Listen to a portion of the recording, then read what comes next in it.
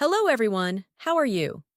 In this video, we're going to talk about more advanced features of the strict meal plan that will help you save even more time and master Almendra, like the back of your hand.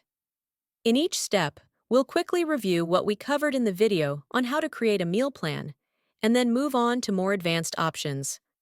This screen shows the table of days where we'll assign calorie and macronutrient goals. Below that, you'll find the section to enter the calorie goal, and to the right, the bars for setting macronutrient values. Further to the right is the graph showing the current macronutrient distribution, and this switch lets you activate calorie distribution by meal times. Let's go step by step. The value 2,570 represents the energy expenditure of this patient based on their physical characteristics and the Mifflin-St. Jeor equation. However, if you prefer to use another formula for the calculation, you have access to all these options. Let's choose the WHO equation, and we see that the calorie value changes slightly to 2,584. Clicking this info icon shows the formula details, that is, the values used to arrive at these 2,584 calories. We see that the patient weighs 75 kilograms, is 1.90 meters tall, and is 24 years old. We also see that they are moderately active, so the formula applies a factor of 1.55. We multiply that by their basal metabolic rate, arriving at 2,584. Since this patient wants to lose weight, it would be appropriate to reduce their calorie intake by 10%, creating a daily deficit of 258 calories.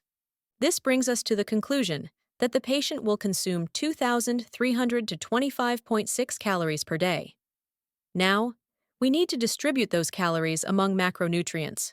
You have three ways to do this. The first method is by dragging the bar for each macronutrient until you reach the desired value. You'll notice that when you drag the bar, three values change simultaneously. The percentage of the macronutrient relative to the total, the grams, and the grams per kilogram of the patient's body weight. For proteins, we can assign the grams per kilogram of the patient's body weight. You can also manually enter the exact number of grams in this field, and the other two values will adjust automatically. Finally, you can set the grams per kilogram by clicking this icon. Let's assign 1.6 grams of protein per kilogram of body weight. Once we've set this macronutrient, we need to lock it by clicking its respective lock icon to prevent the values from changing when we assign carbs or fats. Now we can safely assign carbs or fats. Let's assign 50% to carbs. Fats are calculated automatically as the remainder.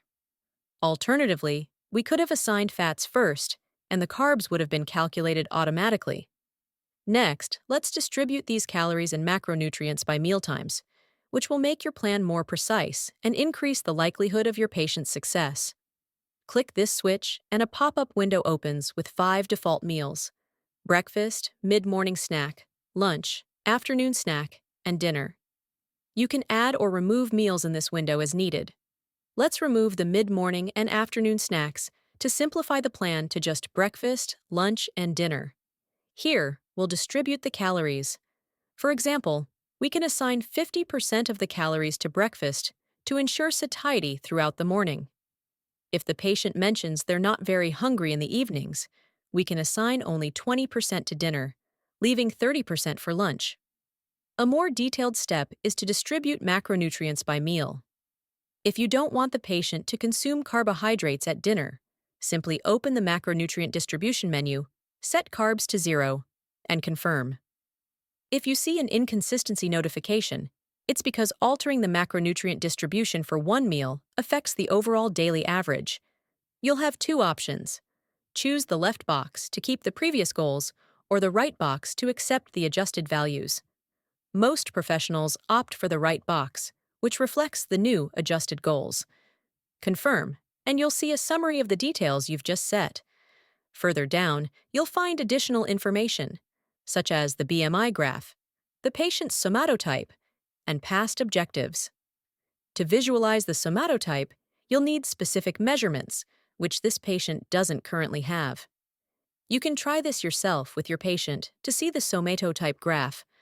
Regarding past objectives, you'll see a table identical to the one above, but showing the goals from previous plans, giving you a useful reference for what you've prescribed to the patient before. To finish with this screen, you should know that if you click Next without setting goals for all the days, those left blank will be saved as free days, where the patient can eat as they wish. Don't worry, you can still give the patient a free day with guidelines on what to eat or avoid in the final step of the plan. With this, you can now create more advanced and optimized plans for each patient. I hope you have a productive day, and if you found this video valuable, please share it with your colleagues. See you in the next video.